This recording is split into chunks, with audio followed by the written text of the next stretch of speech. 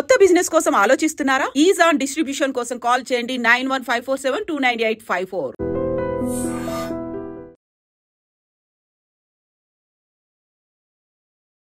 Welcome to I dream. నా పేరు లుంబిని. రష్యాలో కొత్తగా క్యాన్సర్కి ఒక వ్యాక్సినేషన్ కనుక్కున్నారు. అంటే ఈ వ్యాక్సినేషన్ ఎఫెక్టివ్గా ఉంటుందా, ఇఫ్ ఇన్ కేస్ మన ఇండియాకి వస్తే ఎలా ఉంటుంది, దాంతోపాటు ఈ వ్యాక్సినేషన్ వల్ల ఏ టైప్ ఆఫ్ క్యాన్సర్ని క్యూర్ చేయొచ్చు, ఇవన్నీ డిస్కస్ చేద్దాం. ఈరోజు మనతో పాటు ఉన్నారు oncologist doctor Chinnababu garu. Let's talk to him. Hello sir. Hi అండి. Hi. So which is a great news. రష్యాలో కొత్తగా వ్యాక్సినేషన్ కనుక్కున్నారు అంటే ఇది క్యాన్సర్కి ప్రివెన్షనా? యా, యాక్చువల్లీ ఇట్స్ అంటే క్యాన్సర్కి ట్రీట్మెంట్ ప్రాసెస్లో ఇదేంటి రిజల్ట్స్ జరుగుతుంది, అంటే క్లినికల్ ఇదేంటి రిజల్ట్స్ వచ్చాయండి. ఇట్స్ phase 1 ట్రయల్ మాత్రమే. సో దీన్ని ఇంకా ఇంప్లిమెంటేషన్ అంటే జనరల్ పబ్లిక్కి పాపులేషన్కి ఇంప్లిమెంటేషన్కి కావాల్సినంత డేటా మన దగ్గర ఇంకా లేదు, ఎవిడెన్స్ లేదు. బట్ స్టిల్ ఇదేంటి వాళ్ళైతే చెప్తున్నారు ఇట్స్ 82 90% సక్సెస్ రిజల్ట్స్ అనేటట్టుగా డేటా చెప్తున్నారు. ఇది phase 1 ట్రయల్. జనరల్ ఇదేంటి it has to cross so many ఇదేంటి ఇంకా ఈవెన్ హడల్స్ ఉన్నాయి, లెవెల్స్. ఓకే, phase 2 ట్రయల్స్, దాని తర్వాత phase 3 ట్రయల్స్ వస్తాయి. అవి సక్సెస్ రిజల్ట్స్ ఇదేంటి సేమ్ phase 1లో ఎంత వచ్చిందో ఆ విధంగా సక్సెస్ రిజల్ట్స్ చూపించాలి. తర్వాత ఇదేంటి ఎఫికసీ కూడాను చూపించాలి, దాంతోపాటు అడ్వర్స్ ఈవెంట్స్ కూడాను ఓకే లేకోకుండా ఉండాలి. సో వీటన్నిటిని డాక్యుమెంటేషన్ చేసిన తర్వాత దెన్ ఇదేంటి జనరల్ పబ్లిక్లోకి ఇదేంటి రిలీజ్ చేయడం జరుగుతుంది. సో ఇంకా అదేంటి మనకు చాలా సమయం ఉంది. బట్ ఇదేంటి ఇట్స్ థెరపటిక్ వ్యాక్సిన్. బేసికల్లీ వాళ్ళు చేసిన ట్రయల్స్ వచ్చేసి ఇట్స్ ఎంట్రోమిక్స్ వ్యాక్సిన్, దాని పేరు. It's mRNA vaccine. వాళ్ళు ఇదేంటి కొలోరెక్టల్ క్యాన్సర్స్లో ఇదేంటి ఈ ట్రయల్ చేశారనమాట. బట్ స్టిల్ ఇదేంటి ఇంకా వరల్డ్కి ఇదేంటి వాళ్ళు ఇంకా దాచిపెట్టింది ఏంటి అంటే అంటే ట్రాన్స్పరెన్సీ లేదు. అదేంటి ఎంతమంది పేషెంట్స్ని తీసుకున్నారు, తర్వాత ఇదేంటి అనేటువంటిది ఇంకా ఇదేంటి అది ఇంకా చూపించలేదు అనేటువంటిది కూడా నడుస్తుంది. Yes. Okay.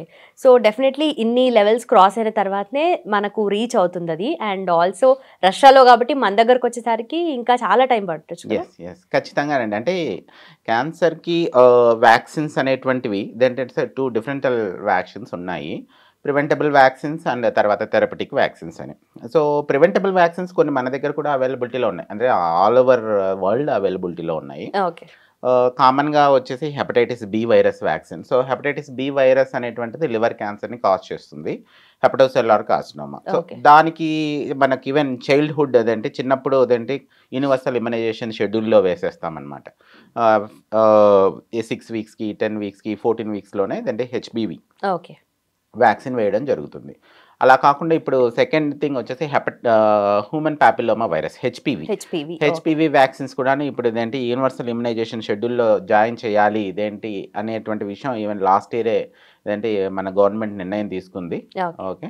But as of now ఇదేంటి దాని షెడ్యూల్ ఏంటి అంటే 9 to 14 years వరకు ఉన్న పిల్లలకి ఇదేంటి 2 doses, 14 to 23 వరకు ఉన్నటువంటి పిల్లలకి ఇదేంటి 3 doses. ఓకేనా. అడల్ట్స్కి 3 doses అనే విషయం చెప్పారు. ఈవెన్ ఇదేంటి పోస్ట్ 23 years కూడాను వ్యాక్సిన్ తీసుకోవచ్చు. బట్ ఇదేంటి దాని ఎఫికసీ తగ్గుతుంది. అర్లీగా తీసుకుని అందుకే ఇదేంటి 9 to 13-14 years ఏజ్ గ్రూప్ వాళ్ళకి 2 doses సరిపోతుంది. అది విషయం కూడా అదేంటి ఉంది. తర్వాత ఈ vaccine recommended for males and females both.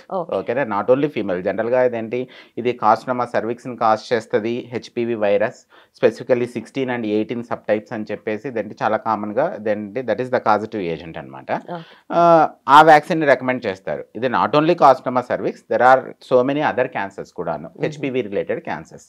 So మేల్స్లో కొన్ని క్యాన్సర్స్ ఉన్నాయి, ఫీమేల్స్లో ఉన్నాయి. ఫీమేల్స్లో cervix, carcinoma cervix, even carcinoma anal canal, carcinoma oropharynx, తర్వాత కార్సినోమా పెనిస్. సో ఇవన్నీ కూడాను దేంటి మేల్ ఫీమేల్స్లో కామన్ క్యాన్సర్స్, హెచ్పివి రిలేటెడ్.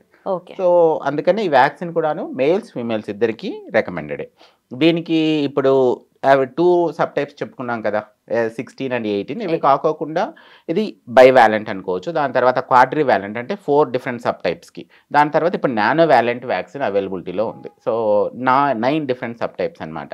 ఇది ఓన్లీ క్యాన్సర్ రిలేటెడ్ వరకు మట్టుమే కాకుండా even other benign conditions HPV రిలేటెడ్గా వచ్చేటువంటి వాట్స్ కూడాను రాకుండా చేయడం జరుగుతుంది, అంటే ప్రివెంట్ చేయడం జరుగుతుంది. సో కాబట్టి ఇది వాటికి కూడా recommended. Okay. So malignancy tumours అయితే అది ఇంకా అది డిఫరెంట్. సో వాటిని థెరపటిక్ వ్యాక్సిన్స్ అంటారు. ఇవి రాకోకుండా ప్రివెంట్ చేస్తాయి. సో థెరపటిక్ వ్యాక్సిన్స్ అనేటువంటి చాలా వైడ్ వెరైటీ ఆఫ్ వ్యాక్సిన్స్ ఉన్నాయి. సో వాటిని తీసుకుంటే కనుక ఫస్ట్ యాంటీజెన్ వ్యాక్సిన్స్ అంటారు. సో యాంటీజెన్ వ్యాక్సిన్ అంటే ఏంటి?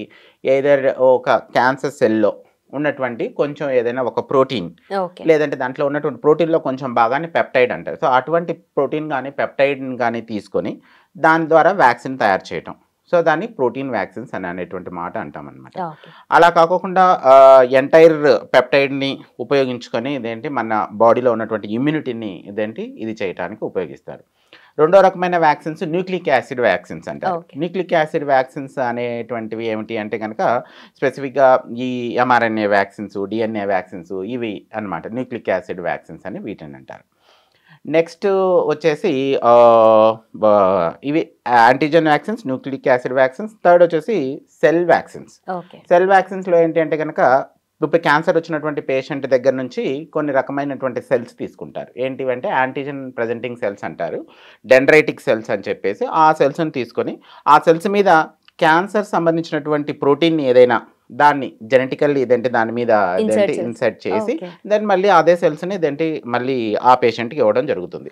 సో దట్ ఈ వ్యాక్సిన్ ఈ క్యాన్సర్ ప్రజెంటింగ్ సెల్స్ ఈ క్యాన్సర్ ప్రోటీన్ని తీసుకెళ్ళి ఇమ్యూన్ సెల్స్కి ప్రజెంట్ చేసి ఆ ఇమ్యూన్ సెల్స్ చేత దాడి చేయించడం అనమాట. సో ఇది ఈ రకమైనటువంటి క్యాన్సర్ ఈ డెండ్రైటిక్ సెల్ వ్యాక్సిన్లో సిపిల్ టీ అని చెప్పేసి కార్సినోమా ప్రోస్టేట్కి ఒక వ్యాక్సిన్ వచ్చింది. ఈ వ్యాక్సిన్ 2010లోనే FDA అప్రూవ్ చేసింది. సో అది ఒక వ్యాక్సిన్. ఇది వచ్చేసి డెండ్రైటిక్ సెల్ వ్యాక్సిన్స్లో ఒకటి. ఇంకా ఈవెన్ హోల్ సెల్ వ్యాక్సిన్స్ కూడా కొన్ని ఉన్నాయి. ఓకే, సో ఈ విధంగా ఏదంటే so many varieties of vaccines, therapeutic vaccines ఉన్నాయి. ఇంకోటి వచ్చేసి ఆంకోలైటిక్ వ్యాక్సిన్స్ అని ఉన్నాయి. ఇంకోటి అవేంటంటే కనుక కొన్ని వైరస్నైనా ఉపయోగించుకోవచ్చు, బ్యాక్టీరియానైనా ఉపయోగించవచ్చు. ఇవి ఏం చేస్తాయంటే కనుక ఈ ఆంకోలైటిక్ వైరసెస్ ఆర్ బ్యాక్టీరియా వీటిని తీసుకొని ఇవి మనం క్యాన్సర్ సెల్లో వెళ్తాయి అనమాట. ఈ వ్యాక్సిన్ ఈ వైరస్ యొక్క DNA ఆర్ RNA వెళ్ళిపోయి క్యాన్సర్ సెల్లో ఉన్నటువంటి దాంట్లో మిక్సప్ అయిపోయి క్యాన్సర్ సెల్ మాత్రమే తీసుకుంటుంది, రెస్ట్ ఆఫ్ ద బాడీ తీసుకోదు. సో దట్ ఆ క్యాన్సర్ సెల్లో ఇవి బాగా రెప్లికేట్ అయిపోయి ఆ క్యాన్సర్ సెల్ పగిలిపోతుంది. దాన్ని ఆంకోలైసిస్ అంటారు. ఓకేనా. సో ఎప్పుడైతే సెల్ లైసిస్ అయిందో ఆ సెల్లో ఉన్నటువంటి మొత్తం క్యాన్సర్ సెల్కి సంబంధించినటువంటి ప్రోటీన్స్ అన్ని బయటికి ఎక్స్పోజ్ అయిపోయి మన ఇమ్యూనిటీ సెల్స్ దాని మీద యాక్ట్ చేయడం జరుగుతుంది. సో ఆ విధంగా కూడాను కొన్ని వైరసెస్ కొన్ని బ్యాక్టీరియాలను ఉపయోగించుకొని కూడాను మనం క్యాన్సర్ వ్యాక్సిన్స్ తయారు చేస్తూ ఉన్నాం. ఇది థెరపటిక్ వ్యాక్సిన్స్లో చాలా వైడ్ వెరైటీ ఆఫ్ వ్యాక్సిన్స్ ఉన్నాయి. బట్ స్టిల్ ఇవన్నీ క్లినికల్ ట్రయల్స్లో ఉన్నాయి, రీసెర్చ్ క్లినికల్ ట్రయల్స్లో ఉన్నాయి. 1 or 2 వ్యాక్సిన్స్ మాత్రమే థెరపటిక్ లెవెల్కు వచ్చాయి. ఓకే, సో ఇప్పుడు మనకు రష్యాలో రాబోతున్న క్యాన్సర్ వ్యాక్సినేషన్ కూడా ఇది కూడా థెరప్యూటిక్ వ్యాక్సినే. అంటే థెరపటిక్ వ్యాక్సిన్కి మీనింగ్ ఏంటి అంటే ఎవరైతే క్యాన్సర్ వచ్చిందో పేషెంట్ వాళ్ళకి మాత్రమే ఉపయోగపడతాయి. ఇవి అందరికి ఇన్ జనరల్ అంటే పాపులేషన్ బేస్డ్ వ్యాక్సిన్ కాదు. అంటే హెల్తీ పాపులేషన్ ఇది వ్యాక్సిన్ వేసుకుంటే క్యాన్సర్ రాకుండా ఉంటుంది అటువంటిది కాదు. సో ఇది థెరపటిక్ వ్యాక్సిన్ అంటే ఎవరైతే క్యాన్సర్ వచ్చిందో వాళ్ళు మటుకు మాత్రమే ఈ వ్యాక్సిన్ తీసుకుంటే క్యాన్సర్ యొక్క బారి నుంచి రికవర్ అవుతారు అనేటువంటిది అదొకటి.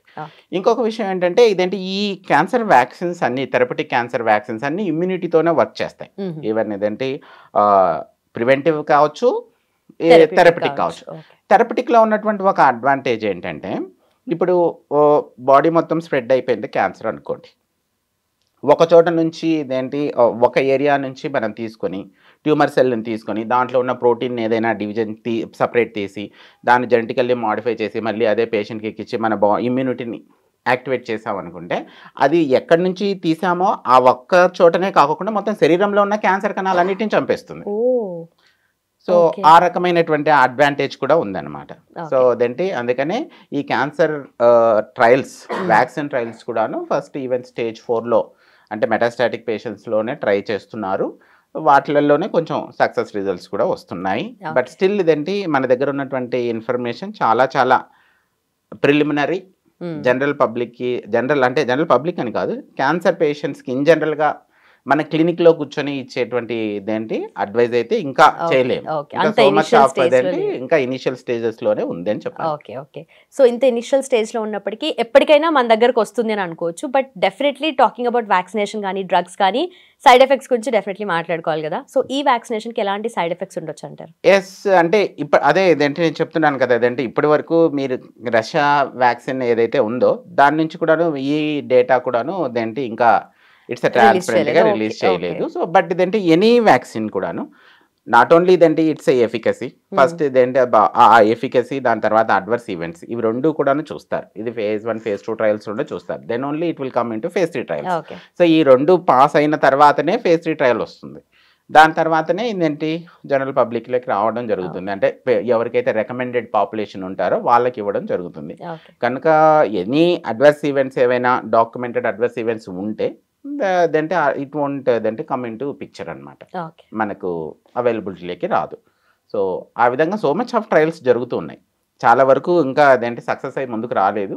సో అదేంటి దాంట్లో ఉన్నటువంటి ఫెయిల్యూర్స్ని ఆధారంగా చేసుకుని మళ్ళీ ఆ ఫెయిల్యూర్ని ఎలా ఓవర్కమ్ అవ్వాలనే దాని మీద రీసెర్చ్ జరుగుతుంది. Yeah, but hopefully A part of the world అయినా సరే వ్యాక్సినేషన్ వస్తే that's a great news. yes, that's a great, very very great news. Thank you so much. Thanks for the valuable information. Yeah, thank you. Sir, one life lesson what medicine has taught you. Whatever you can do without expecting. But I really believe మన positive attitude ఉంటేనే మనం ఏదైనా సాధించగలం. గట్ని మనం కరెక్ట్గా deal చేసినట్లయితే అది మనకి పాజిటివ్ హార్మోన్స్ని రిలీజ్ చేస్తుంది. షుగర్ వచ్చిన వాళ్ళ పరిస్థితి ఏంటి? పొట్ట దగ్గర పెరిగితే దాన్ని ఆండ్రాయిడ్ అంటారు, ఆండ్రాయిడ్ ఫోన్ కదా. అసలు థాట్స్ ఎందుకు వస్తాయి? బ్రెయిన్ డెడ్ అంటే దానికి ప్రపంచం అంతా కూడా కొన్ని నిర్దిష్టమైనటువంటి లక్షణాలు.